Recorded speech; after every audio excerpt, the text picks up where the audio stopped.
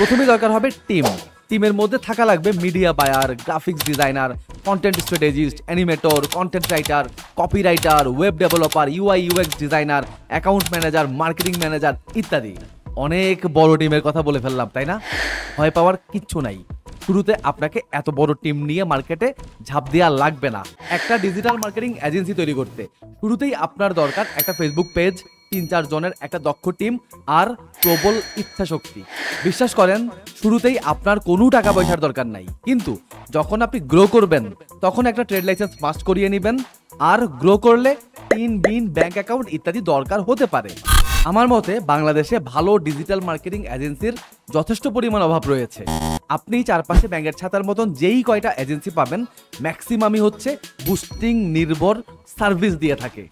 আসেন শুরুতেই আপনাকে ডিজিটাল মার্কেটিং এজেন্সির মার্কেট অপরচুনিটি দেখাই। বাংলাদেশের ক্লায়েন্ট বেসকে মোটামুটি 3টা ভাগে আপনি ভাগ করতে পারবেন। নাম্বার 1, ছোট ক্লায়েন্ট, যাদের বিজনেস সাইজ অ্যারাউন্ড 20,000 থেকে 1 লাখ টাকা পর্যন্ত হয়ে থাকে। আর এই সমস্ত ক্লায়েন্ট ব্র্যান্ডিং কি সেটা বুঝেই না, বুঝতে চায়ও না, কারণ তার যেই বাজেট সেই বাজেটে ব্র্যান্ডিং করা কখনোই সম্ভবও না। সো সে মেইনলি যেটা চায় সেটা হলো সেলস। ইয়েস, তার দরকার অনলি সেলস। নাম্বার 2, মাঝারি সাইজের ক্লায়েন্ট। এই ধরনের ক্লায়েন্টের কাছে কিছুটা পয়সা আছে।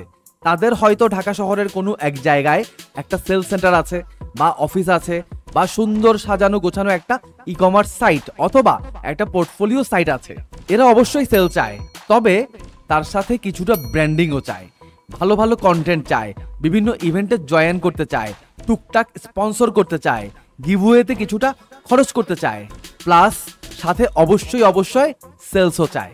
নাম্বার 3, এরা বড় ক্লায়েন্ট, দেশের জায়ান্ট কর্পোরেট ক্লায়েন্ট। এদের হাজার হাজার কোটি টাকা আছে। এরা ডিজিটালে সেলস চায় না, কারণ এদের নিজেদের আলাদা সেলস টিম আছে, ডিলার আছে, ডিস্ট্রিবিউটর আছে, এবং আরও নানা রকম সেলস চ্যানেল আছে, এমনকি সেলস টিমও আছে। এরা মেইনলি যেটা চায় সেটা হলো জবরদস্ত ব্র্যান্ডিং আর পিআর। এইবার একটা কথা মন দিয়ে শুনুন, ছোটদের চাই মূলত বুস্টিং সার্ভিস। আর এই সার্ভিস সেল করার জন্য বাংলাদেশের 80% ডিজিটাল এজেন্সি বুস্ট বাটনে চাপ দিয়ে বসে আছে। আর বড়দের চাই mainly content, PR, sponsorship, event ইত্যাদি। আর এই সার্ভিসগুলো দেওয়ার জন্য বাংলাদেশের টপনচ বড় বড় এজেন্সিগুলা গুলশান বনানীতে কোটি টাকার সেটআপ নিয়ে বসে আছে। তাইলে বাকি রইল কি? মিড লেভেলের ক্লায়েন্ট। এখন এরা বুস্টিং সার্ভিস নিতে আগ্রহী না, আর বড় এজেন্সি এরা অ্যাফোর্ড করতে পারবে না। ওই যে কথায় আছে না, যত জ্বালা মধ্যবিত্তের। এরা না এ পারের না ও পারের। কি বুঝলেন? একজন মার্কেটিং মাইন্ডের মানুষ হয়ে আপনি কি বুঝলেন? আমি যেটা বুঝছি সেটা হচ্ছে মার্কেট গ্যাপ। কারণ আপনি মার্কেটে অনেক ছোট প্লেয়ার পেয়ে যাবেন এবং এস্টাবলিশ অনেক বড় প্লেয়ারও পেয়ে যাবেন, কিন্তু যেইটা পাবেন না সেইটা হলো মিড লেভেলের ভালো কয়েকটা এজেন্সি। তো যেহেতু মার্কেট গ্যাপ আছে, কেন আমরা ট্রাই করব না? এইবার আসেন জানি একটা মিড লেভেলের এজেন্সি শুরু করতে আপনার কি কি করা লাগতে পারে বা কি কি থাকা লাগতে পারে। প্রথমে দরকার হবে টিম। টিমের মধ্যে থাকা লাগবে media buyer, graphics designer, content strategist, animator, content writer, copywriter, web developer, UI UX designer, account manager, marketing manager ইত্যাদি। অনেক বড় টিমের কথা বলে ফেললাম, তাই না? ভয় পাওয়ার কিচ্ছু নাই। শুরুতে আপনাকে এত বড় টিম নিয়ে মার্কেটে ঝাঁপ দেওয়া লাগবে না। শুরু করুন ছোট করে, বড় হলে টিমও বড় করে নেবেন। আর শুরুতেই বড় সাপোর্ট লাগলে অন্য কোনো এজেন্সি বা ফ্রিল্যান্সারের হেল্প খুঁজে নেবেন। এবার আসেন আপনার ছোট টিমে কারা কারা না থাকলেই নয়। যেহেতু আমরা একটা ডিজিটাল মার্কেটিং এজেন্সি এর গল্প বলছি, সো টিমে কম করে হলেও একজন ডিজিটাল মার্কেটার বা ডিজিটাল মিডিয়া বায়ার থাকা মাস্ট। আর এই ডিজিটাল মার্কেটিংকে সাপোর্ট করতে টিমে মাস্ট একজন গ্রাফিক্স ডিজাইনার এবং একজন কন্টেন্ট রাইটার থাকা বাধ্যতামূলক। কারণ কন্টেন্ট রেডি না হলে আপনি বাইংয়ে যেতেই পারবেন না, আর কন্টেন্ট রেডি না হলে বাইংয়ে যেহেতু যেতেই পারতেছেন না, তো আপাতত টিমে আর কোনো টিমমেটের প্রয়োজনীয়তা আমি দেখতেছি না। তবে এইখানে একটা কথা মাথায় রাখতে হবে আপনাকে, টিমে আর কেউ যদি নাই থাকে তবে তাদের অভাব আপনাকেই পূরণ করতে হবে। আপনাকেই তবে অ্যাকাউন্ট ম্যানেজারের দায়িত্ব নিয়ে ক্লায়েন্ট সামাল দেওয়া লাগবে। আপনাকেই কন্টেন্ট নিয়ে ভালো পড়াশোনা করে কন্টেন্ট স্ট্র্যাটেজিস্টের দায়িত্ব পালন করা লাগতে পারে। ভাই, যেহেতু হাতে পয়সা কম, অপরচুনিটি কম, সো ফর্মটা তো একটু বেশি দেওয়া লাগবেই। এইবার আসেন ভাই, এজেন্সি ফর্ম করছেন, খুব ভালো কথা। এজেন্সির মেইন ফুয়েল মানে ক্লায়েন্ট কোথায় পাবেন? মজার কথা হচ্ছে ক্লায়েন্ট আপনার হাতেই আছে। জাস্ট দরকার একটু খুঁজে বেড়ানোর। ক্লায়েন্ট হাতে আছে শুনে কনফিউজ হইলেন? আরে ভাই, আপনার মোবাইল ফোনের কথা বলতেছি। মোবাইল ফোনের কন্ট্যাক্ট লিস্ট চেক করেন, বন্ধু বান্ধব, ভাই ব্রাদার, আত্মীয় স্বজনের মধ্যে কার কার বিজনেস আছে খুঁজে বের করেন, তার অফিস ভিজিট করেন, তাকে কনভিন্স করার ট্রাই করেন, যতটুকু বিজনেস গ্রোথ দিতে পারবেন ঠিক ততটুকুই ভরসা দিন। এইভাবে 10-15 জনকে ট্রাই করতে পারলে 1-2 জন ক্লায়েন্ট হয়ে ফিরে আসার চান্স আছে। সেমভাবে আবার ট্রাই দিন ফেসবুক ফ্রেন্ড লিস্টের ফ্রেন্ডদেরও। ওনারা ক্লায়েন্ট হোক বা না হোক নিরাশ হবেন না, ফলো আপ করতে থাকুন মাসের পর মাস, একদিন না একদিন ক্লায়েন্ট হয়ে ফিরে আসবে। কিভাবে ফলো আপ করবেন আসেন শিখাই দিচ্ছি।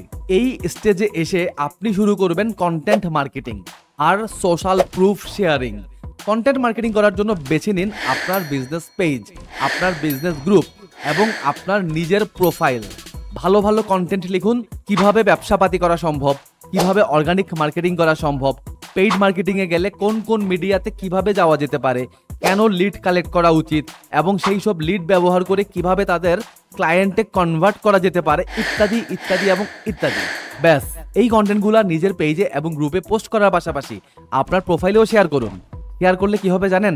ওই যে আপনার ফ্রেন্ড সার্কেল, তারা এগুলা দেখবে, পড়বে, জানবে এবং ইমপ্রেস হবে আর ক্লায়েন্ট হয়ে ফিরে আসবে। এখন বন্ধু বান্ধব তো ঠিক আছে, বন্ধু বান্ধবের বাইরেও তো ক্লায়েন্ট দরকার। এর জন্য কি করবেন? কিছুই করা লাগবে না, সেম ওই কন্টেন্টগুলোকে বিভিন্ন গ্রুপে গ্রুপে পোস্ট করতে থাকুন। গ্রুপ কোথায় পাবেন? ফেসবুকে উদ্যোক্তা মার্কেটিং বিজনেস ইত্যাদি লিখে সার্চ করুন, অসংখ্য গ্রুপ আছে। আর এই সব গ্রুপেই কন্টেন্ট মার্কেটিং করতে করতে আপনি অল্প কিছু মাসের মধ্যেই গ্রুপের পরিচিত ফেস হয়ে যাবেন। আর দেখবেন এই সব গ্রুপে কেউ যখন ভালো একটা এজেন্সি দরকার লিখে পোস্ট করবে, ওই গ্রুপের মেম্বাররাই আপনাকে মেনশন দিয়ে বলবে অমুক ভাই সেরা। ব্যাস, এটাই তো চাচ্ছিলাম এই ছোট্ট জীবনে, আর কি চাই? আরও একটা কাজ করবেন, সেটা হলো এই সমস্ত গ্রুপে নানান ধরনের বিজনেস রিলেটেড প্রবলেম মেনশন করে অনেকেই কিন্তু পোস্ট করে, সেগুলো রিপ্লাই দিবেন, একটু সময় নিয়ে দিবেন, একটু ডিটেইলে দিবেন, পারলে কেস স্টাডি শেয়ার করবেন। এরকম রিপ্লাই থেকেও আপনি ক্লায়েন্ট পাবেনই পাবেন। পেছনে আরও একটা কাজ করতে বলেছিলাম, সেটা হলো সোশ্যাল প্রুফ শেয়ার করা। এই যে এত এত কন্টেন্ট মার্কেটিং করলেন, এখান থেকে 2-4টা মিটিং এবং কাজ আপনি পাবেনই পাবেন। এই মিটিংগুলা আর কাজগুলাকে মাঝে মধ্যে নিজের প্রোফাইলে শেয়ার করবেন, মানুষ আরো বেশি ইমপ্রেস হবে। কোনো ক্লায়েন্ট থেকে বাহবা পেলে সেটাও শেয়ার করবেন, মানুষ ইমপ্রেস হবে। ক্লায়েন্টের জন্য ভালো রেজাল্ট আনতে পারলে সেটাও শেয়ার করবেন, আবারও মানুষ ইমপ্রেস হবে। পারলে ইন্ডাস্ট্রি লিডারদের সাথে দেখা সাক্ষাৎ করার চেষ্টা করবেন, সেলফি তুলবেন এবং শেয়ার করবেন, মানুষ আরো বেশি ইমপ্রেস হবে। ওটার উপর কথা হলো আগে দর্শনধারী পরে গুণ বিচারী।